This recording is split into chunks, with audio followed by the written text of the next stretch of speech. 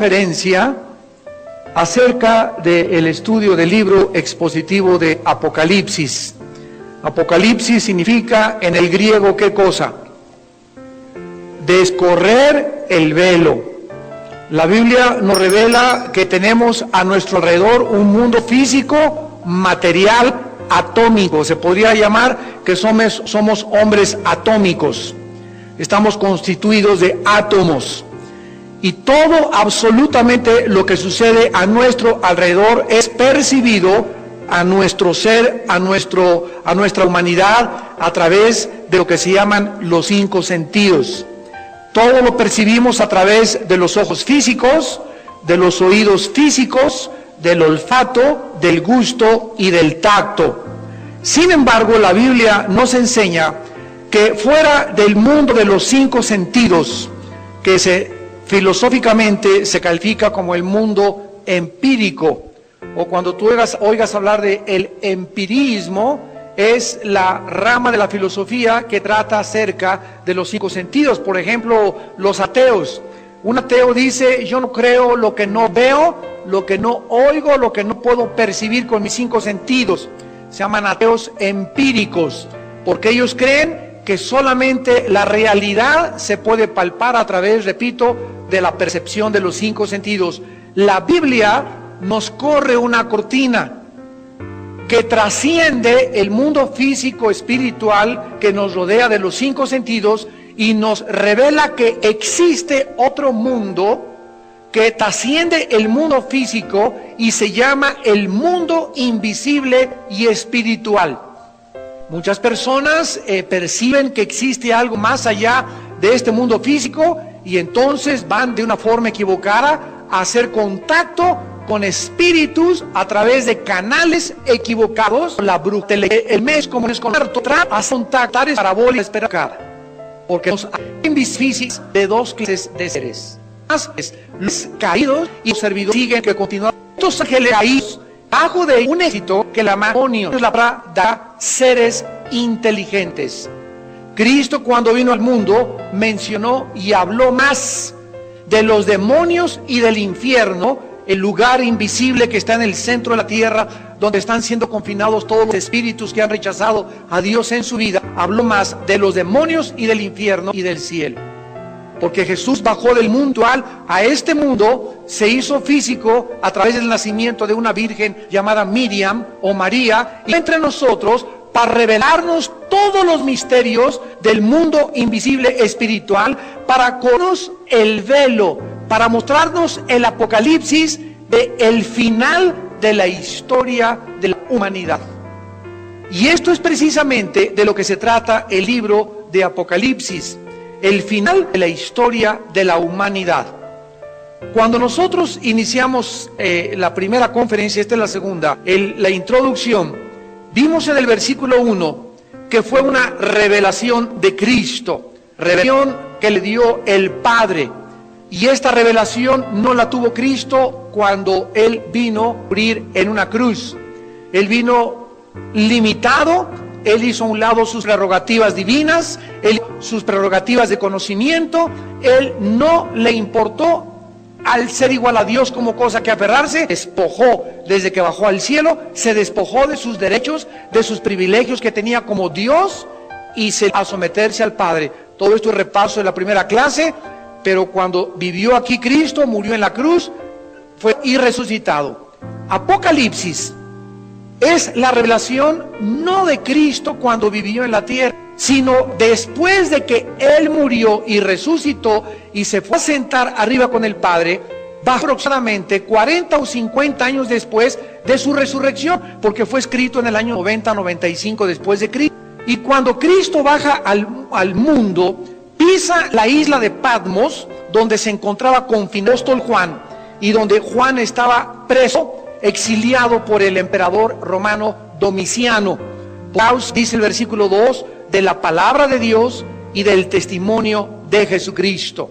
Entonces Cristo aparece a Juan, pero ya en estado glorificado, ya en un estado resucitado, ya resplandeciendo de la gloria con la cual Dios le había recubierto. Entonces es la revelación que le entrega al apóstol Juan. A ver si podemos quitar el anuncio ya de la pantalla, por favor, y quítenlo, porque se nos mete a la televisión.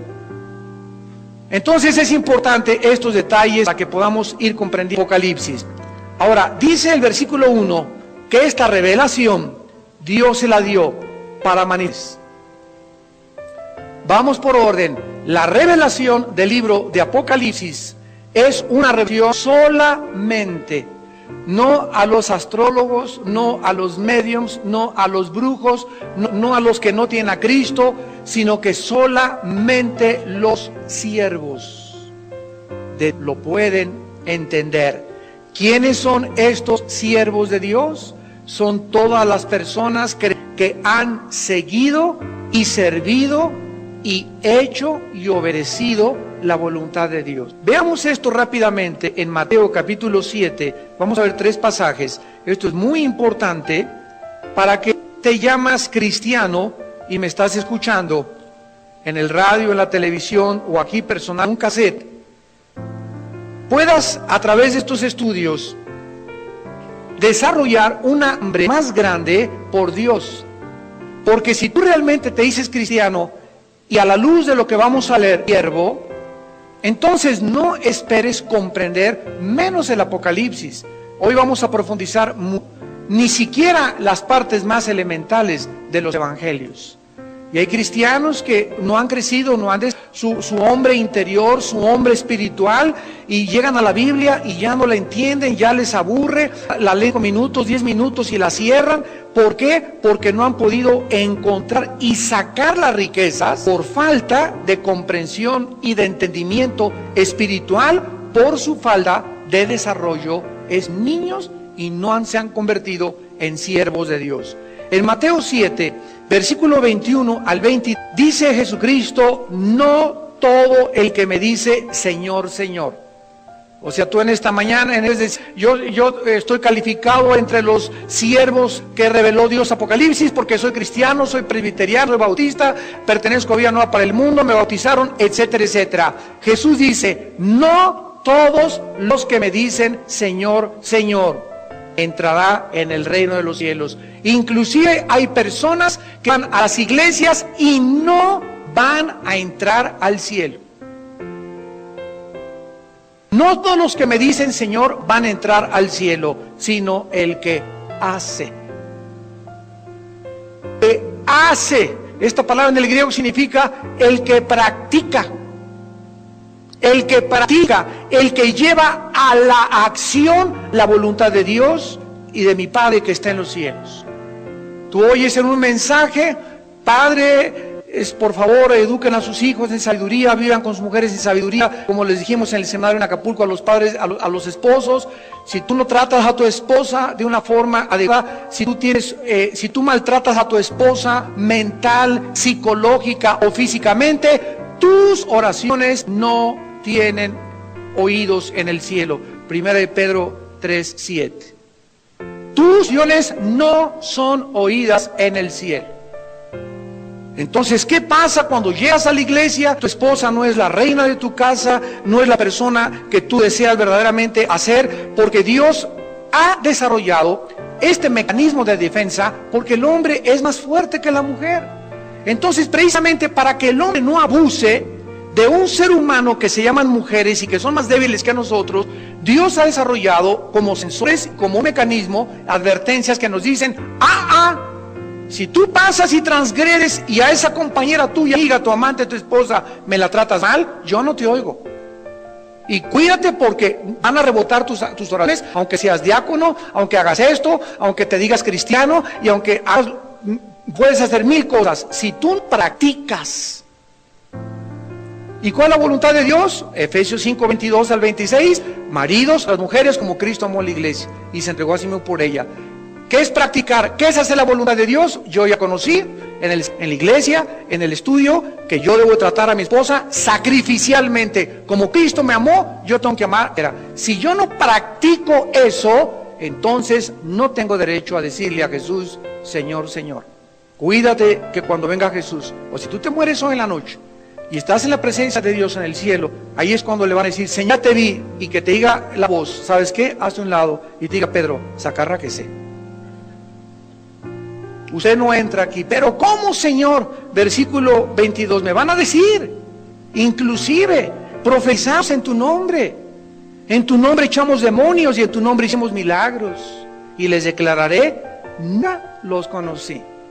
¿Quiénes son los siervos de Dios? Los que practican, los que hacen, los que el conocimiento bíblico no solamente lo tienen aquí, sino que lo viven. El conocimiento bíblico lo han recibido, ha transformado sus pensamientos, ha cambiado su machismo en siervos, ha cambiado radicalmente su manera de pensar, su manera de administrar su dinero, su manera de ver la vida. Si no hay un cambio, una revolución en tu vida en la que haya alguien que diga, Paquito es otra persona, si no hay alguien en tu familia que te diga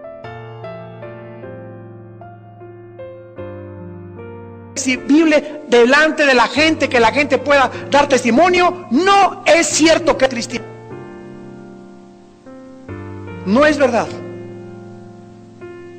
El cambio tiene que ser radical, tan radical como el ex homosexual que tuvimos aquí dándonos su testimonio, que al punto de cambiarse y quererse hacer mujer, ya, ¿verdad? Sus amigos homosexuales le decían, ahora lo persiguen y lo han asado con asesinarlo. Lo acusan de traidora. Ya no de traidor, ¿verdad? No, según nos contaba Sai. Entonces, si no hay un cambio así tan radical, donde dejes el alcohol y dejes aquello y dejes la pornografía, y ahora tú eres amoroso con tu esposa y antes eras secote, te decían el nopal de Sinaloa. Y ahora eres cariñoso con tu esposa y tus hijos dicen, papá, has cambiado y eres humilde y eres malo, y acepta la exhortación y comienza tu vida a subir, porque has entrado a un reino diferente. No es siervo de Dios. En 2 de Timoteo capítulo 2, el segundo pasaje, dice el versículo 19, 2 de Timoteo 2, 19, el fundamento de Dios está firme, teniendo este sello: conoce el Señor a los que son suyos. Dios conoce solo Dios, no lo engañamos. Él sabe quiénes le pertenecemos. Y dice, apártese de iniquidad todo aquel que invoca el nombre de Cristo. ¿Quiénes son los siervos? Aquellos que cuando ven el mal, aquellos que cuando ven ese programa en la televisión, aquellos que cuando ven los bikinis en la playa, volteas para otro lado y comienzas a educar, a dominar tu hombre interior, a no darle gusto a tus apetitos carnales. ¿Por qué ¿Por qué ya no ves ese programa? ¿Por qué no ves esas mujeres? ¿Por qué ya no estás con esas personas groseras? ¿Por qué haces lo que haces? Porque dentro de ti hay temor de Dios. Y tú sabes que tú no puedes seguir siendo así toda la vida. Mientras más te resistes a obedecer, más endureces tu corazón y más difícil te es comprender las cosas profundas del Espíritu de Dios. En 1 Juan 3:3, el tercer pasaje, dice: todo aquel que tiene esta esperanza de que Cristo venga, se purifica a sí mismo, así también como Él es puro. Entonces, ¿quiénes son los siervos de Dios? Los que hacen la voluntad de Dios, los que se apartan de iniquidad, los que se purifican. ¿Podrías decir tú en esta tarde que me escuchas, 4 meses para acá, siento que mis pensamientos son más puros o son peores? Fíjate la que te estoy haciendo.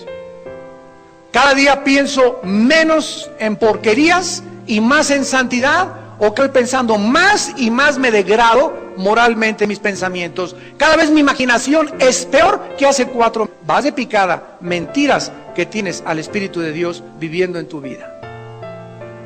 Porque si lo tienes, es un espíritu de cobardía, es un espíritu para aprender a dominarnos. Donde dices, basta, no quiero esto, y dices, cada día que pasa, ¿verdad? Engordo y engordo y engordo más. ¿Dónde está el espíritu de poder y dominio propio?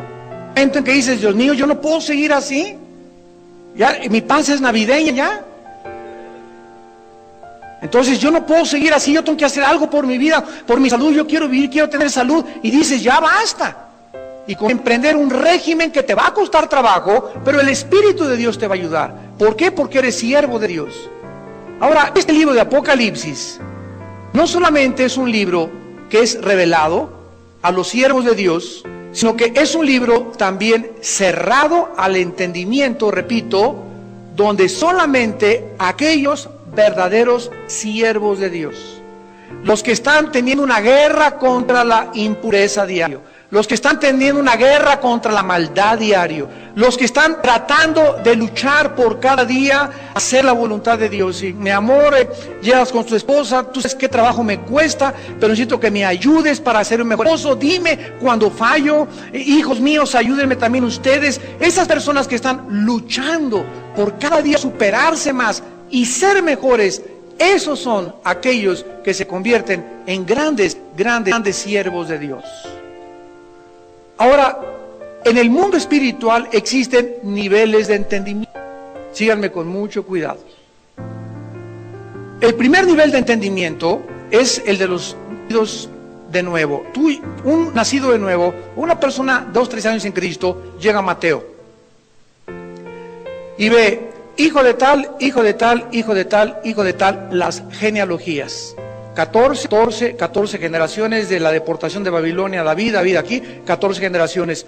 Una persona llega a primera vista y a simple vista a un nivel superficial a este pasaje y no ve más. Ahí se queda. Pues, ¿qué querrá decir tanto nombre, verdad? ¿Por qué? Porque cuando profundizas, te das cuenta que detrás del pasaje se encuentra otro nivel más profundo de revelación. Por ejemplo, en cada letra hebrea se encuentra un valor numérico.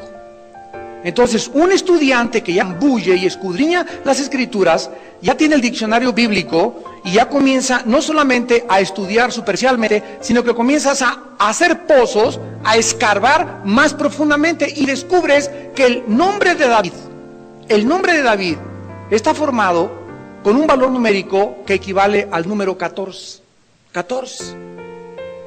Y cuando tú ves que son 3 generaciones de 14 en las genealogías, te suma 14 por 3, 42.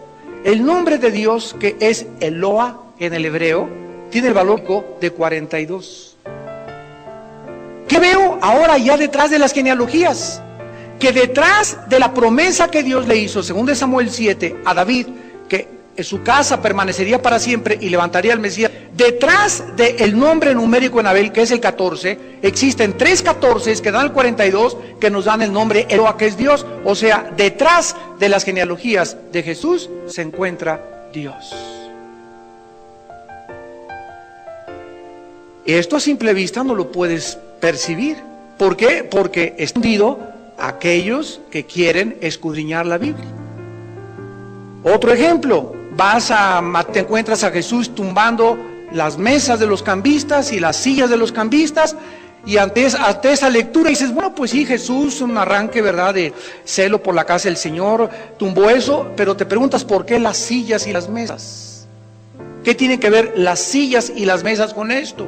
Y te pones a investigar y te das cuenta que esas sillas y esas mesas eran las sillas y las mesas donde se sentaban los jueces de Israel a juzgar. Y cuando Jesús no solamente tumba el dinero de fuera del templo, sino que tumba las sillas y tumba las mesas, les estaba mandando un mensaje codificado a los usurpadores de la justicia de Israel, diciéndoles, en el momento en que yo tumbo las sillas y tumbo las mesas, ¿qué mensaje estoy dando? Ustedes no deberían sentarse ni juzgar en esas mesas. Ustedes son falsos líderes espirituales. Pero ya esta percepción, ¿verdad?, ya requiere de más estudio. Ya te pones a estudiar qué tipo de sillas eran, qué tipo de mesas, qué dice el diccionario bíblico, cómo estaba el Sanedrín, el contexto cultural, el contexto histórico. A través de más estudio encontramos y profundizamos y llegamos a un tercer, a un cuarto y a un quinto nivel de comprensión. ¿Me van entendiendo? Entonces hay cristianos que creen que ya ahí se quedaron y llegan. A ver, hermano, explíqueme la predestinación. ¿Y por qué Dios, si es bueno y misericordioso, permite los diluvios y que tanta gente se pueda ahogar? El hecho de que ellos no puedan encontrar una congruencia entre un atributo que es la misericordia y la fidelidad de Dios y hechos que aparentemente niegan la misericordia y el amor de Dios, porque según ellos, si Dios fuera amor, no permitiría la muerte de seres inocentes. Y es precisamente el argumento de los ateos. La gente que rechaza a Dios en esta vida y los jóvenes que lo ven en la universidad y en la secundaria es porque no pueden contestar este tipo de cuestionamientos. Y nosotros estamos para poder ayudarlos. Ahora en la junta que tuvimos de pastores, estamos planeando los pastores tener ya 3 seminarios de jóvenes al año. Nos vamos a ir 3 días con ellos, ¿verdad? Y encerrar, darles respuestas y prepararlos y a que afilen, ¿verdad? El cuchillo y la lanza ahí para que lleguen a la escuela y se enfrenten a los ateos, se enfrenten a los comunistas, se enfrenten a los agnósticos, a los escépticos y puedan ellos saber que hay respuestas. Y cuando un joven de esto se convierte en un instrumento poderosísimo en las manos de Dios. ¿Por qué los jóvenes aposatan y por qué se deprimen? Porque creen que todos son igual, porque creen que no hay respuestas, porque creen que la iglesia solamente es aleluya Dios, cuando la Biblia nos muestra que nos ha dejado Dios todo el material para enfrentar al mundo que nos rodea. Entonces cuando nosotros aprendemos esto, hermanos, comenzamos a equiparnos. Y dice Efesios que quiere que lleguemos a la estatura, al nivel de Jesús. ¿Se imaginan?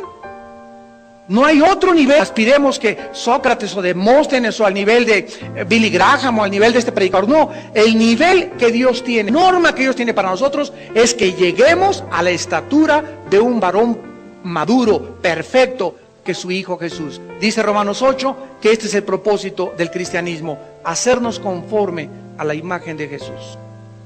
El propósito principal de Dios es que seamos como Jesús, con la comprensión de Jesús, la claridad de Jesús, y entendamos que cuando algo contradice el amor y la misericordia de Dios, como los huracanes y las tormentas, ¿verdad? La razón, ¿y cuál es una verdad? En primer lugar, el concepto que esa persona tiene del amor es equivocado. Para él el amor es dulces, jingle bells, palomitas, todos tranquilos, nunca hay aire, nunca hay viento, sin saber que las fuerzas que están azotando a la humanidad meteorológicas son el resultado, de acuerdo a la Biblia, de una fuerza de maldición que prevalece en el mundo que se llama la Tierra y nuestro planeta, que se llama pecado. Y por eso los animales muerden, los alacranes tienen veneno, las víboras brincan y te muerden y envenenan, los matan, hay asesinos, madres solteras, sida, abortos, porque Dios ha dejado que la maldad corra en el momento en que nos dio la libertad de hacernos responsables como agentes morales para el día del juicio. Claro que Dios puede acabar con el diablo en cualquier momento, claro que Dios puede acabar con los huracanes, pero no es el propósito de Dios intervenir, porque nos robaría y nos haría exentos de nuestra responsabilidad moral en el día del juicio. Entonces tú tal vez crees que es un desastre que llegue que se queden ahí y que sea una familia, el huracán, etcétera, etcétera, pero sin embargo la Biblia dice que el morir es ganancia para muchas personas. Dichosos los que mueren en el Señor, dichosos los que mueren niños en el Señor. ¿Por qué? Porque ya no se quedaron aquí a sufrir. ¿Para qué quieres que aquí se quede? Y hijo, y sufra como yo. Dichosos los que murieron jóvenes y se fueron al cielo jóvenes.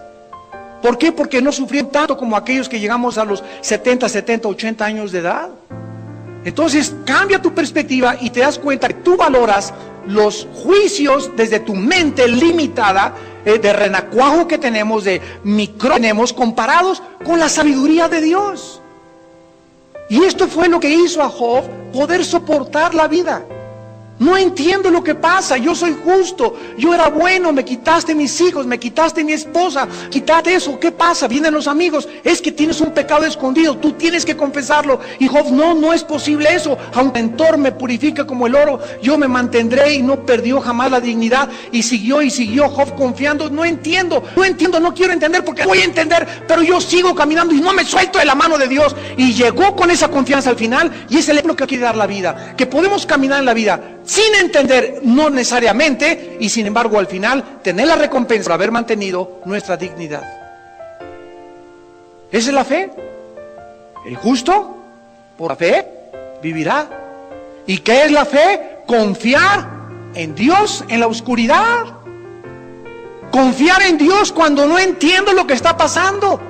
Confiar en Dios cuando las circunstancias me son adversas. Ir confiando en Dios aunque el mundo aparentemente esté en mi contra, como ya lo vimos en José y en grandes hombres de Dios. Esa es la fe.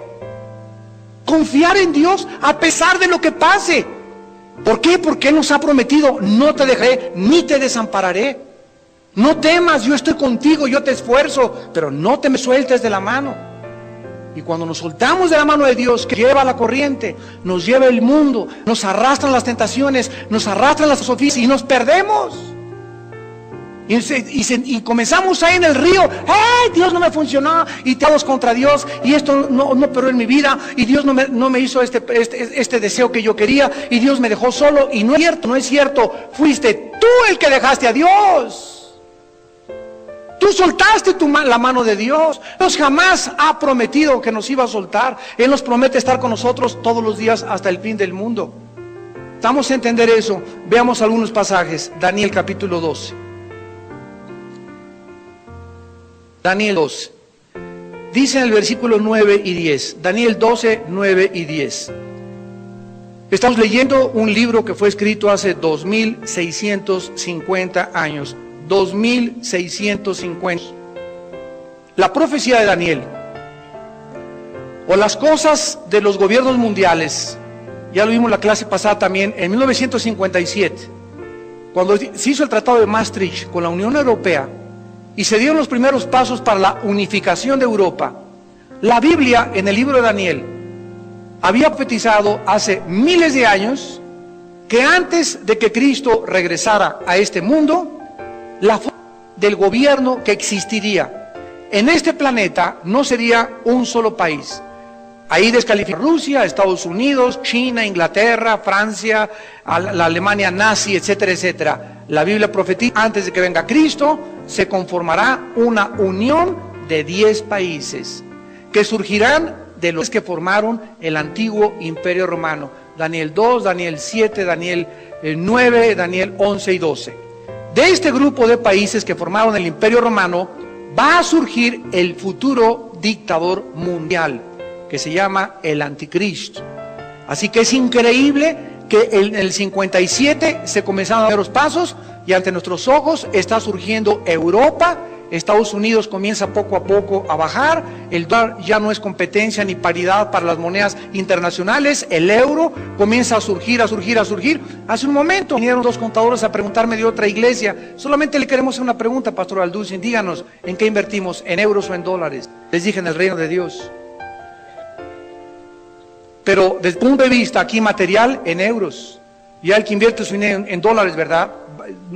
Ya no es inversión. ¿Por qué? Porque de acuerdo a la Biblia, el euro, Europa, con los 350 millones casi de habitantes que forman el bloque comercial más fuerte que existe, nadie va a poder competir con ellos. ¿Qué va a pasar ahorita? Una guerra en el Medio Oriente. Y después de esta guerra en el Medio Oriente va a haber un cambio. Otra vez el petróleo, el flujo amenaza circular por Europa, Medio Oriente y el Occidente. ¿Qué va a suceder? De acuerdo a la Biblia, se va a unir 5 países de Europa, no necesariamente los que forman la Unión actual europea, que son 15, pero va a surgir un nuevo bloque de 5 países y se van a unir con los 5 países del Medio Oriente. Entre ellos va a estar garantizando de esta manera una unión, una alianza Europa-Medio Oriente, el flujo del petróleo. Va a ser la única forma, es la que va a firmar el Anticristo por 7 años. Con este tratado se garantiza la paz en el Medio Oriente, Europa se va arriba, se consolida el gobierno del Anticristo y ya tenemos absolutamente los días contados en nuestro calendario. Daniel 12, 9 y 10 respondió y le dijo el ángel a Daniel: anda, Daniel, pues estas palabras están cerradas y selladas hasta el tiempo del fin. ¿Por qué? Porque no fue hasta el 1950. Yo tengo libros de profecía en mi casa. Bueno, mi biblioteca que tengo en mi casa, el 60% son libros de escatología. Y tengo libros del siglo 1800, 1700 de profecía. De los más antiguos que hay, de cómo pensar, qué pensaban del rapto, qué pensaban del milenio, qué pensaban de aquello. Y no había absolutamente nada más que se va a levantar Israel y va a surgir Israel. Pero la unificación de Europa no se podía comprender todavía. ¿Por qué? Porque no fue hasta que las cosas comienzan a sucederse que se comienzan a entender. Por ejemplo, Apocalipsis 11. En Apocalipsis 11 hay una profecía que dice: todas las naciones, las tribus, las lenguas y los pueblos del mundo verán a los 2 testigos ser resucitados y se mandarán regalos unos a otros y se alegrarán. ¿Cómo podía esta profecía cumplirse antes de 1945, cuando se postularon los principios de la comunicación satelital? por Arthur Clarke. Hasta 1957 se lanza el primer satélite. Hasta el 71 y 72, el Moljik de Rusia y el pájaro madrugador circulan y unen la comunicación entre Europa y el Occidente. Y la Biblia, hace 2000 años, que fue escrito ese Apocalipsis, está hablando de un momento histórico al que el mundo llegaría y donde podríamos ver todos al mismo tiempo el mismo evento. Esto era posible solo a los satélites de comunicación. Pero antes de que los satélites fueran ni siquiera inventados, nadie podía explicarse cómo podría algún momento en la historia el mundo ver ahorita en CNN o en las noticias lo que está pasando en Israel en el mismo momento que nos llega aquí la señal de la televisión vía satélite. Entonces, esto es la maravilla de la Biblia, que la Biblia entra, ¿verdad?, y nos abre el panorama y nos muestra los misterios, nos muestra los milagros, nos muestra que verdaderamente alguien está detrás de este libro santo y sagrado, y ese es el Dios y Padre de nuestro Señor Jesucristo. ¿Para qué dijimos la clase pasada? Para que tengamos ánimo y no tengamos miedo. Para que no haya ningún poder, nada que amenace tu seguridad y tu confianza en Dios. Aunque el Señor me matare, dijo Job, seguirá mi alma confiando en Él. Anda, Daniel, estas palabras están cerradas y selladas hasta el tiempo del fin. ¿Cómo sabemos que estamos en el tiempo del fin? Lo vamos a ver a continuación. Muchos serán limpios y emblanquecidos y purificados. Aquí está hablando de los tiempos del fin. Hermanos en Cristo, si esto es verdad, este es el tiempo de la purificación de la iglesia. Este es el tiempo de aquellos que tienen la esperanza, 1 Juan 3, se purifican a sí mismos. Este es el tiempo en que los santos serán más santos, los consagrados serán más consagrados, los carnales y los terrenales serán más carnales y más terrenales, y aquellos que sean injustos van a ser más injustos, y los que procedan impíamente procederán más impíamente, porque irán de mal en peor, engañando y siendo engañados. Entonces, una gran señal de que tú realmente te vas a ir con el grupo de los que nos vamos cuando venga Jesucristo, como dice Apocalipsis 3, por cuanto has guardado la palabra de mi paciencia, yo te libraré de la hora de la prueba que vendrá sobre el mundo. Apocalipsis 3:10. Si tú eres de ese grupo, te vas a ir en el rapto. Y el rapto, ¿verdad?, estamos esperándolo en cualquier momento. Pero si tú no perteneces a este grupo de los que se están emblanqueciendo, purificando, dice la Biblia, entonces, ¿verdad?, no lo podrás ir. Pero fíjense lo que dice el versículo 10. Y ninguno de los impíos entenderá. Pero, ¿quiénes? ¿Quiénes? Los entendidos comprenderán todo, absolutamente. Veamos otro pasaje en el Salmo 111. Los entendidos entenderán. Vamos a ver quiénes son estos entendidos. Dice el Salmo 111. Salmo 111, versículo 10. El principio de la sabiduría es el temor de Jehová. Buen entendimiento. Buen entendimiento tienen ¿quiénes? Los que están practicando la voluntad de Dios. Los que practican las órdenes de Dios, los mandamientos de Dios, los que, como dijo Jesús Mateo 7, los que hacen mi voluntad. Cada vez que tú obedeces y le dices a Dios, sí, entiendes más y pasas a otro nivel. Y mientras más le dices al Señor, sí, pasas a otro nivel. Y mientras más obedeces y más te consagras, ¿qué cosa? Hay algo que sucede espiritualmente. Y este fenómeno se llama comprensión espiritual. Y mientras más entiendes, más confianza tienes en la vida, más confianza tienes ante todas las cosas, menos temor tienes de todo lo que está pasando en el mundo, más ánimo tienes para seguir viviendo para Dios, más sabiduría tienes para aconsejar a los jóvenes, a los matrimonios, a tus hermanos, a tus padres, a tus vecinos. ¿Por qué? Porque el entendimiento viene como consecuencia de practicar la Biblia. Dice en Jeremías 30,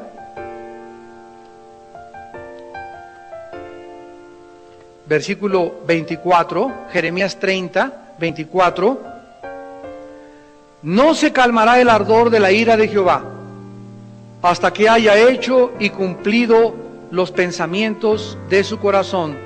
En el fin de los días entenderán esto.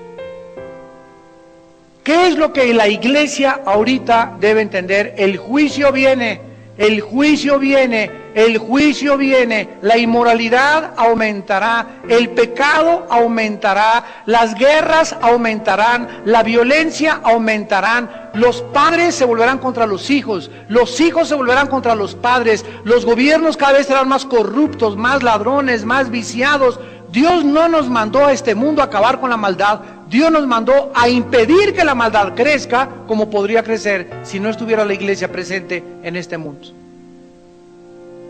Pero la Biblia nos muestra que se van a desbordar finalmente, se van a quitar todas las barreras restrictivas de los poderes del mal. Al momento que en Apocalipsis 9 se va a abrir el infierno para que suban los demonios del abismo y comiencen a poseer a los seres humanos y a pervertir la genética humana. Y dice en Joel capítulo 1 que es como un ejército que se meterán a las casas, la gente pedirá morir, no a poder, la gente desfallecerá, Lucas 21, del temor de las cosas expectantes que sucederán en el mundo y todo lo que pasará. Y todo este es el panorama apocalíptico, por eso se llama apocalíptico. Pero este panorama nos los da Dios a nosotros, nos corre las cortinas y nos lo revela para que nosotros no tengamos miedo. Porque nosotros no participaremos de estos juicios ni de la ira de Dios.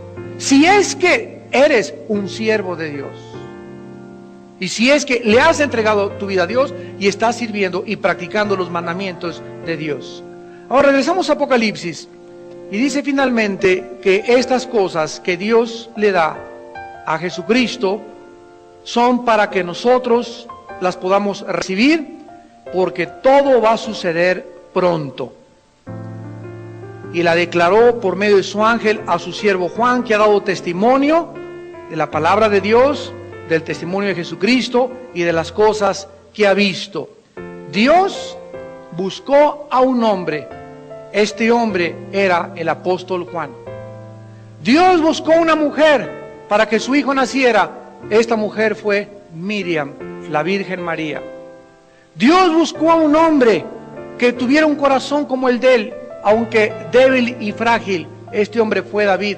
Dios preparó un hombre 80 años llamado Moisés para una misión que le tenía destinada. Dios preparó un hombre, a José, que pudiera responder y confiar en él, aunque lo encarcelaran, aunque lo vituperaran, aunque lo calumniaran y no se amargara, para poder ser el instrumento y meter a las 12 tribus de Israel a Egipto y cumplir la profecía en Daniel 2, a Génesis 2 y Génesis 15 y Génesis 17, de que el pueblo de Israel entraría a Egipto y sufriría 400 años en esclavitud. Dios está buscando hombres. Dios está buscando un hombre en una familia para salvar a la familia Pérez, a la familia Ramírez, a la familia González. Y ese hombre tienes que ser tú. Esa mujer tienes que ser tú. Si es que en esta noche tus sentidos espirituales están abiertos y tú le estás diciendo a Dios: heme aquí, Señor, yo soy esa persona, envíame a mí. Dios nos da el privilegio de que nosotros decidamos y de que escojamos la forma como lo queremos servir y la forma poderosa como podemos ser usados en sus manos. Pero es una decisión que Dios no va a forzar en ninguno de nosotros. Dios te habla a ti en esta noche y tú te endureces y no respondes y sigues igual y sigues igual. Dios te deja. Ya no se mete contigo Dios. Y comienzas sin que te des cuenta a vivir autoengañado y vienes a la iglesia y te bautizas y haces esto. Cuando venga Cristo le dirás: Señor, y te vas a llevar el susto de tu vida. Te va a contestar: tú nunca fuiste mi siervo, nunca te conocí, nunca me obedeciste. Pero Dios nos da en esta noche la oportunidad de oírlo, de oír la voz del Espíritu, para que no endurezcamos nuestro corazón. Dice la Biblia en 2 de Crónicas capítulo 16 versículo 9, estableciendo este principio espiritual. 2 de Crónicas 16, 9. Es precioso este versículo. Los ojos de Jehová contemplan toda la tierra, y Él lo sigue haciendo. ¿Para qué cosa? Para mostrar su poder a favor de los que tienen corazón perfecto para con Él. Escucha qué cosa más maravillosa. Aquí la palabra poder, en el hebreo es la palabra chazak. C-H-A-Z-A-Q. Chazak. Y esta palabra poder, que se tradujo poder, significa, escucha, esforzar, fortalecer, infundir, vigor, fuerza, ánimo. Fíjate cómo ya trascendimos la mera lectura superficial de un texto. Vamos a ver ahora con más conocimiento. Los ojos de Jehová contemplan la tierra para poder esforzar, vigorizar, animar, fortalecer e infundir ánimo. O sea que Dios todos los días está buscando personas, así que estén literalmente en la mañana, oh Dios, oh Padre Santo, ya no aguanto con tantos problemas, Padre, mi esposa, mi esposo, oh Dios, mi hijo, Señor, mira cómo peca mi hijo, oh Dios, mira cuánta inmoralidad, cuánto pecado, cuántas cosas están sucediendo. Entonces Dios está buscando ese tipo de personas que estén clamando, que estén buscando con el propósito de que Él te infunda valor, te fortalezca, te vigorice, y después de pasar un tiempo a solas con Él, en la mañana te levantes hoy y todos los días fortalecido, vigorizado, con mucha confianza, con mucho valor. ¿Por qué? Porque en la mañana Él recibiste del cielo esa energía que solamente puede venir a través de nuestra comunión con Él, en las mañanas, en la madrugada, antes de hacer cualquier cosa en el día. Todos los hombres de Dios, comenzando con Cristo, Marcos 1:35, antes de que naciera el sol, buscaban a su Padre de rodillas en un lugar apartado, orando. Dios está buscando mostrar su poder. Ahora fíjate lo que dice: ¿para quiénes? A los que tienen corazón perfecto con Él. La palabra perfecto es la palabra hebrea shalom. De ahí viene la palabra shalom, que significa maduro, completo, cabal. ¿Qué está haciendo Dios de acuerdo a la Biblia y al retrato que nos pinta el Espíritu Santo? Está buscando seres humanos todos los días, Ustedes saben que los ángeles no duermen, ¿verdad? Los únicos que dormimos somos nosotros. Los ángeles no duermen, Dios no duerme, porque el tiempo y el espacio tierra es diferente al tiempo y espacio que pasa en el mundo espiritual, es totalmente diferente. Y Dios hasta en los sueños está viendo tus reacciones de tu mente inconsciente, cómo acepta tu mente consciente, y está buscando personas, ¿qué cosa? Maduras. Cristianos que están no leyendo la Biblia y ya tienen 5 años leyendo en el nivel número 1 y nivel de 2, siguen en primaria, tienen 10 años y no han podido pasar ni a secundaria. Otros no han podido pasar ni a la prepa, se quedaron en la secundaria y creyeron que secundaria es todo. Otros en la prepa ahí están y se quedan con la misma leche y no brincan a la universidad de Dios. Y Dios está buscando cristianos que están, ¿cómo puedes madurar? Creciendo. Alguien que madura es una persona que tiene actividades, que tiene acción, que tiene un proceso viviente, biológico, donde subes a otros niveles. A esas personas Dios está buscando, a los que no se conforman con quedarse estancados, que no son mediocres, que no son apáticos, que no son fríos como la iglesia de la Odisea, que son tibios, los vomitaré de mi boca. ¿Para qué? Para que ellos puedan vigorizarse, fortalecerse y levantar las alas junto con Él. Y llevarnos a otros planos de victoria. Isaías 40, los que esperan en Jehová tendrán fuerzas como las águilas. Correrán y no se cansarán, caminarán y no se fatigarán. Y ya no serás de esas personas y seres humanos: estoy cansado de la vida, ya, ¿para qué? Ya no tiene caso esto, ya no hay hombres con que me pueda casar, ya no hay mujeres, ya no hay esto y lo otro, pues ya, pues así quédate ya. El día que un cristiano llega a ese nivel, ese cristiano se ha perdido todo aquello de la vida. Dice el Salmo 101, versículo 6, 101, 6. Mis ojos pondré en los fieles de la tierra para que estén conmigo. El que ande en el camino de la perfección, este me servirá. En el que ande en el camino de la madurez, este me servirá. Tienes 2 hijos y tienes una casa grandísima. Yo este ejemplo lo acabo de ver en la televisión. Hay un Hay un cristiano que tiene una industria increíble de televisión en el mundo. Y tiene un problema gravísimo este hombre, este empresario cristiano, que el hijo que tiene no es lo suficientemente maduro para que cuando él muera le deje todo el negocio de la televisión en sus manos. Y estaba entrevistando el otro día a un hombre que es el hijo del más grande evangelista del siglo pasado, Billy Graham. Estaba entrevistando a su hijo Franklin, que es amigo personal de nosotros, de Alan, mi hijo, principalmente, y le dice este entrevistador a Franklin: oye Franklin, ¿qué edad tienes? Y le dice 51 años. Y mi papá me acaba de nombrar presidente de la asociación Billy Graham. Y este hombre, impresionado, le dice: qué increíble que tu padre, haya podido encontrar a ti ya todo para dejarte todo en tus manos y morir tranquilo. Yo no tengo esa paz todavía en mi vida. Y qué triste es, ¿verdad?, que tú puedas en la vida llegar a algo y decir: mis hijos ninguno ha madurado lo suficiente para dejarles mi compañía, por ejemplo. ¿Por qué? Porque buscamos que el muchacho sea honesto, íntegro, responsable, estable emocionalmente con su familia, con su esposa, etcétera, etcétera, para que tú puedas confiarle las cosas que Dios te ha dado. Pues lo mismo es Dios con nosotros. Dios está buscando hijos aquí abajo en la tierra, maduros, estables emocionalmente, que tengan una buena familia, que las eduquen, que sean íntegros en sus finanzas, que sean transparentes, que sean amorosos, que sean misericordiosos. ¿Para qué? Para mostrar su poder a través de ellos y para que puedan ser usados al servicio de Dios. El que ande en el camino de la madurez, este me servirá. Y finalmente leemos en 2 de Timoteo capítulo 2, en el Nuevo Testamento, el mismo principio con otras palabras. 2 de Timoteo 2, 20 y 21. 2 de Timoteo 2, 20 y 21. En una casa grande, no solamente hay utensilios de oro y de plata, sino también de madera y de barro. Unos son para usos honrosos, otros para usos viles.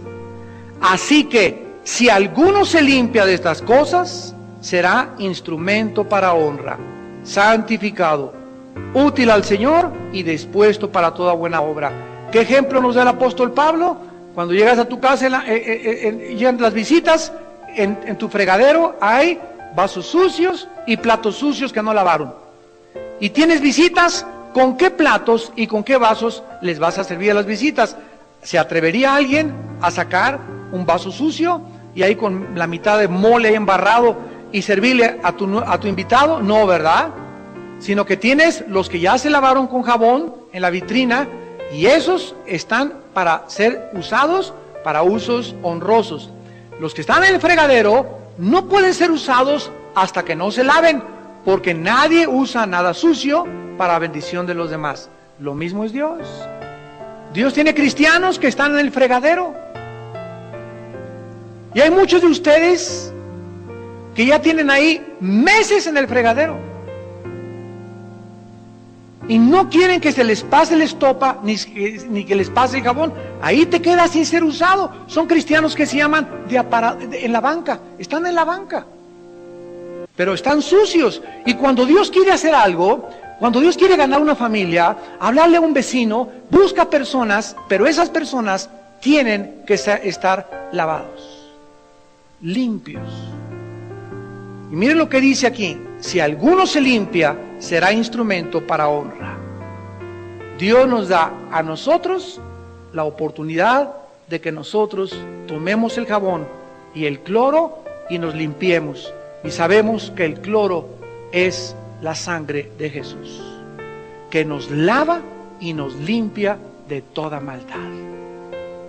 Que hoy en la tarde tuviste un mal pensamiento, en Acapulco tuviste malos pensamientos, le fallaste a tu esposa, le fallaste a antier. Tenemos todos los días la oportunidad, antes de acostarnos, arreglar la situación con mi esposa, arreglarlo con los hijos. Ponte de rodillas antes de dormirte: Padre Santo, ¿qué actitudes tuve ahora en mi trabajo, con mis empleados? ¿Qué miré? ¿Qué pensé? Examinémonos, dice 1 Corintios y 2 Corintios 3. Examinémonos y conozcámonos. Padre, hice esto, hice aquello. Límpiate. Padre, perdóname. y la sangre de tu Hijo me limpie, y ya te acuestas en paz con la conciencia tranquila. Y si viene Dios en la noche, Dios no lo quiera, ¿verdad?, te agarre sucio, ¿qué va a suceder? Vas a perder recompensas. La salvación no la vas a perder, porque la salvación no se puede perder, pero perderemos la posición de autoridad y las recompensas en la otra vida para servir a Dios. Y termina Juan en Apocalipsis 1, dichosos los que leen y los que oyen las palabras de esta profecía. Y aquí está otra vez, y guardan, atesoran las cosas en escritas, porque el tiempo está cerca. La palabra bienaventurado es la palabra griega Macario, Macario con K, significa bendito, feliz, dichoso. Dichosos y felices son los seres humanos que practican lo que Dios les manda. No hay gente más feliz, más gozosa en este mundo que los seres humanos que viven y practican lo que saben que tienen que vivir diariamente. Esas son las personas a quienes la Biblia llama felices. Estas bendiciones no son para los que oyen solamente, sino para aquellos que la practican. ¿Por qué es dichosa esta persona? ¿Por qué son felices las personas que en esta noche están oyendo estos estudios, y a través de la televisión y a través del radio? Aquí lo dice el versículo 3, porque el tiempo está cerca. Dichoso seas si sigues en la vida practicando diario lo que Dios te dice, porque el tiempo está cerca. O sea, nunca sabes cuándo vas a morir. Si todas estas cosas de Apocalipsis no suceden en nuestra generación, sucederán en el tiempo de tu muerte. Dichoso seas que te agarre la muerte, como dicen en mi tierra, persinado. Porque el tiempo está cerca. Los últimos tiempos comenzaron con la venida del Espíritu Santo aquí al mundo. Ahí comenzó los últimos tiempos, y Dios quiere que vivamos alertas, porque todas las cosas van a acabar pronto.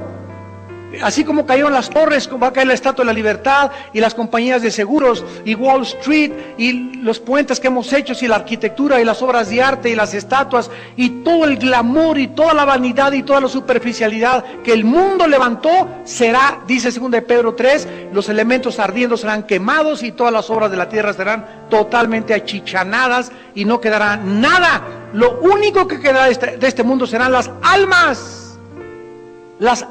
de los seres humanos, unas para enfrentarse con Dios y otras para perderse eternamente en el infierno. ¿En qué grado y en qué lado te encuentras tú? ¿En aquellos dichosos y felices, o en aquellos que, si en esta noche te sorprende la muerte y no estás preparado, jamás tendrás otra oportunidad de arrepentirte? Oremos. No se turbe vuestro corazón, dijo Jesús. Creed en Dios, creed también en mí. En la casa de mi Padre muchas moradas hay. Si así no fuera, yo os lo hubiera dicho. Voy pues a preparar lugar para ustedes. Y si me fuere y os preparare el lugar, vendré otra vez. Y os tomaré a mí mismo, para que donde yo estoy, vosotros también estéis. Yo soy la resurrección, yo soy la vida. El que cree en mí, aunque esté muerto, vivirá. Y todo aquel que vive y cree en mí, no morirá eternamente. ¿Creen esto? Porque al que cree, todo le es posible. Padre, te damos gracias por la revelación de este libro maravilloso, apocalíptico, y por mostrarnos de la forma que debemos de vivir. Y tal vez nosotros pertenezcamos a la última generación de este planeta, porque el tiempo está cerca.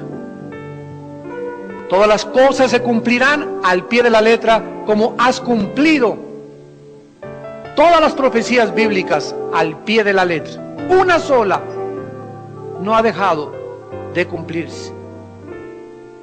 Te damos gracias por la confianza que nos inspiras por el valor que nos das, por la seguridad que nos imparte tu Espíritu Santo para vivir para ti, Señor.